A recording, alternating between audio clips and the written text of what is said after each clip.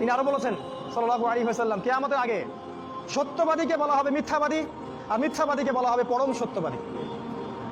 যত মিথ্যা মিডিয়ার মাধ্যমে যত মিথ্যা প্রচার করা হয়, আর আমরা গরু ছাগলের মতো মুসলিমরা এগুলা গিলি খালি। মুসলিমদেরকে মিডিয়া বানিয়ে দিল সন্ত্রাসী এবং জঙ্গি, আর আমরা ওদের সাথে তালে তাল মিলিয়ে এই শব্দগুলো আমরাই বলি। ওরা সারা বিশ্বে লক্ষ লক্ষ মানুষকে মেরে ফেললো, আফগানিস্তানে, পাকিস্তানে, ইরাকে, ইরানে, এই যে মায়ানমারে, চায়নায়, সিরিয়ায়, ইয়েমেনে। ওরা কেউ জঙ্গি না, ওরা কেউ সন্ত্রাসী না।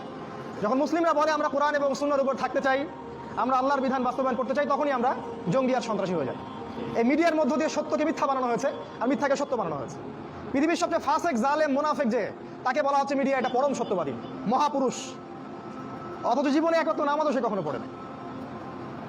বাক স্বাধীনতার নামে আজকে রাসূল সাল্লাল্লাহু আলাইহি ওয়াসাল্লামের নামে কটূক্তি করা হচ্ছে, তাকে অপমান করা হচ্ছে, তার কার্টুন আঁকা হচ্ছে, আর আমরা মুসলিমরা বসে ঘরে বসে হালুয়া খাচ্ছি।